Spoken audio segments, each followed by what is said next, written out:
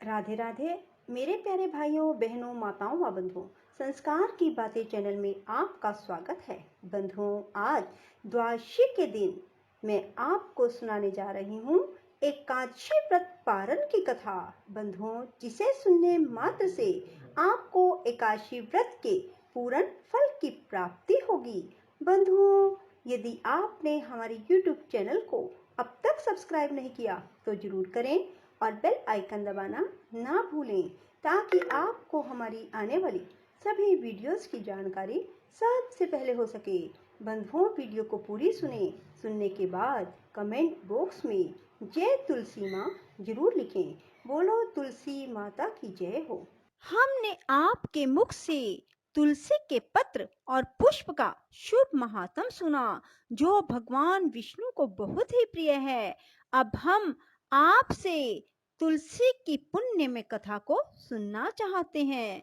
व्यास जी बोले, ब्राह्मणों, पहले स्कंद पुराण में मैं जो कुछ बतला आया हूँ वही यहाँ भी कहता हूँ। शतानंद मुनि के शिष्य कठोर व्रत का पालन करने वाले थे।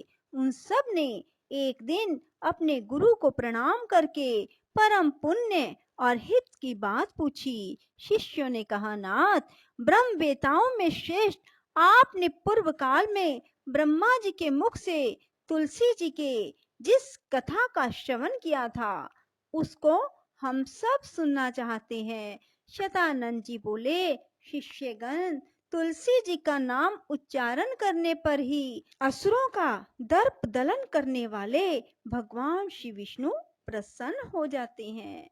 मनुष्य के पाप नष्ट हो जाते हैं, उन्हें अक्षय पुण्य की प्राप्ति होती है। जिसके दर्शन मात्र से करोड़ों गोदान का फल प्राप्त होता है, उस तुलसी का पूजन और वंदन लोग क्यों ना करें। कलयुग में संसार में वे मनुष्य धन्य है जिनके घर में शालग्राम शिला का पूजन संपन्न करने के लिए प्रतिदिन तुलसी का वृक्ष भूतल पर लहलहाता रहता है।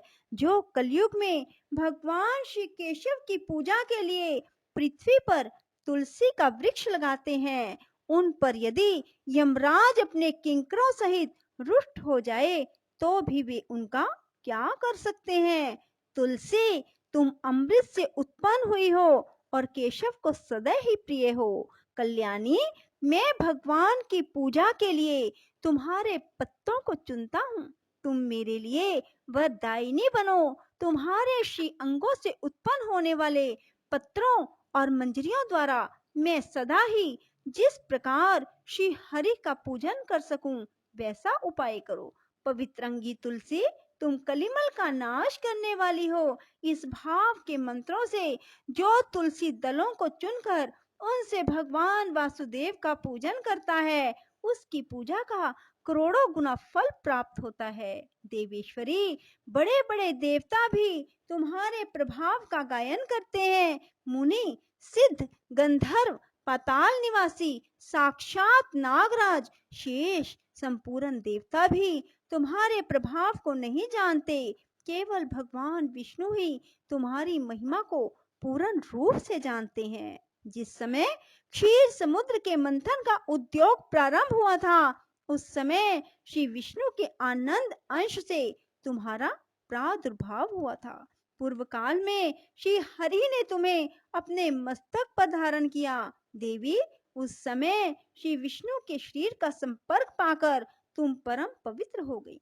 तुलसी, मैं तुम्हें प्रणाम करता हूँ।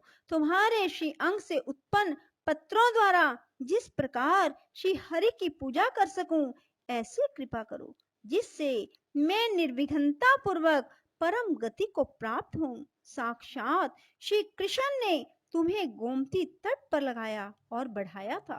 वृंदावन में विचरते समय उन्होंने संपूर्ण जगत और गोपियों के हित के लिए तुलसी का सेवन किया। जगत प्रिया तुलसी, पूर्व काल में वशिष्ठ जी के कथन अनुसार श्री रामचंद्र जी ने राक्षसों का वध करने के उद्देश्य से सरयू के तट पर तुम्हें लगाया था।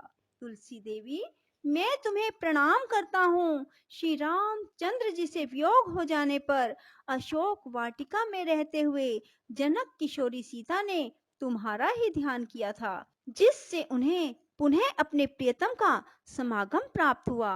पूर्व काल में हिमालय पर्वत पर भगवान शंकर की प्राप्ति के लिए पार्वती देवी ने तुम्हें लगाया और अपनी अभीष्ट सिद्धि के लिए तुम्हारा सेवन किया। तुलसी देवी, मैं तुम्हें नमस्कार करता हूँ। संपूर्ण देवंगनाओं और किन्नरों ने भी दुःस्वप्न का नाश करने के लिए नंदन वन में तुम्हारा सेवन किया था। देवी, तुम्हें मेरा नमस्कार है। धर्म अरण्य गया में साक्षात पितरों ने तुलसी का सेवन किया। दंडक अरण्य में भगवान श्री रामचंद्र जी ने अपने हित साधन की इच्छा से परम पवित्र तुलसी का वृक्ष लगाया। लक्ष्मण और सीता ने भी बड़ी भक्ति के साथ परम पवित्र तुलसी का वृक्ष लगाया। लक्ष्मण और सीता ने भी बड़ी भक्ति के साथ उसे पोसा। जिस प्रकार शास्त्रों में गंगा जी को त्रिभुवन व्यापिनी कहा गया है, उसी प्रकार तुलसी देवी भी संपूर्ण चराचर जगत में दृष्टि गोचर होती है।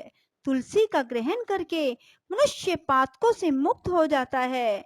और तो और मुनीश्वरों, तुलसी के सेवन से ब्रह्म हत्या भी दूर हो जाती है। तुलसी के पत्ते से टपकता हुआ जल जो अपने सिर पर धारण करता है, उसे गंगा स्नान और 10 गोदान का फल प्राप्त होता है। देवी, मुझ पर प्रसन्न होवो। देवेश्वरी, हरि प्रिय, मुझ पर प्रसन्न हो जाओ। क्षीर सागर के मंथन से प्रकट हुई तुलसी देवी, मैं तुम्हें प्रणाम करता हूँ। द्वादशी की रात्रि में जागरण करके जो इस तुलसी माँ की कथा को सुनता है, भगवान श्री विष्णु उसके 32 अपराध क्षमा कर देते हैं।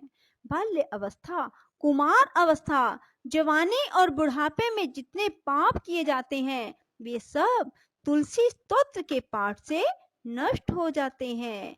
तुलसी के स्तोत्र से संतुष्ट होकर भगवान सुख और अभ्युदय प्रदान करते हैं। जिस घर में तुलसी जी की इस कथा को सुना जाता है, पढ़ा जाता है, उसका कभी अशुभ नहीं होता, उसका सब मंगल ही होता है, किंचित भी अमंगल नहीं होता।